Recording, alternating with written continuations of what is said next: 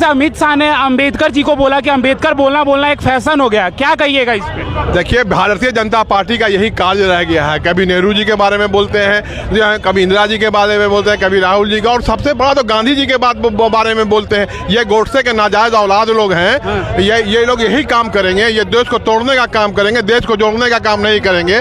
देश के उन्नति और प्रगति के लिए जो कांग्रेस ने कर दिया, अब दोबारा इस इतिहास में होने वाला नहीं है। अगर इसी तरह रहा तो हम लोग यही उलझे रहेंगे इसी में कि किसको कौन क्या कह रहा है, कहीं भी विकास का हम लोग काम नहीं देख पाएंगे। तो ये लोग उलझा के हम लोगों को रखना चाहते हैं इसमें कि हम लोग इसी में उलझे रहे। रोज पर धरना प्रदर्शन, तोड़ फोड़, बेबुनियाद बातें करना है, वह बेबुनियाद बातें करते रह जाएंगे हम लोग। तो और इसी में उलझा करके पूरे देश को रखना चाहते हैं। इसीलिए हम लोग चाहते हैं कि कांग्रेस पार्टी चाहती है कि अमित शाह जैसा तड़ीपार व्यक्ति इस्तीफा चाहते हैं। एकदम बिल्कुल तड़ीपार आदमी देश का गृह मंत्री, ऐसे बड़ा दुर्भाग्यपूर्ण कोई बात हो सकता है क्या आपके? अब दुर्भाग्य नहीं इस देश का कि तड़ीपार व्यक्ति आज इस देश का गृह मंत्री है और हर दिन लॉ एंड ऑर्डर खराब हो रहा है। हर दिन लॉ एंड ऑर्डर को सरकार खराब कर रही है।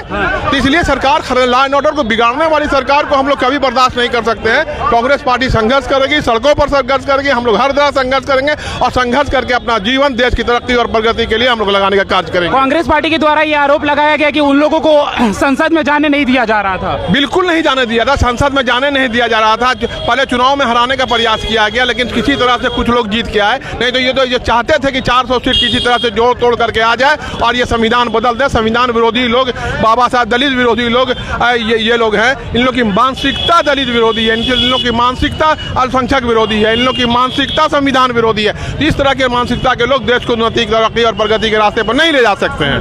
अच्छा, ये भी पता चला है कि खड़गे साहब घायल हो गए, उनका पैर में चोट आ गया है। तो चोट आ गया। ये लोग भारतीय जनता पार्टी जब डायरेक्ट देख रहे हैं कि कांग्रेस सड़क पर है, संघर्ष कर रही है, तब उनके नेताओं को चोटिल कर दो, धमकाओ, परेशान करो, जेल भेजो। इस तरह का काम भारतीय जनता पार्टी करने का काम कर रही है। क्या संदेश देना चाहते हैं देशवासियों को? देशवासियों को देना चाहते हैं कि देश के जो वरिष्ठ लोग हैं वो धीरे रास बन के नहीं देखें, बीजेपी की साजिश को समझने का काम करें। बीजेपी का अगर साजिश को समझ लेगा तो देश सुधर जाएगा, वरना बीजेपी की साजिश को नहीं समझेंगे तो आने वाले दिनों में हम लोग देश के विनाश के लिए तैयार रहें।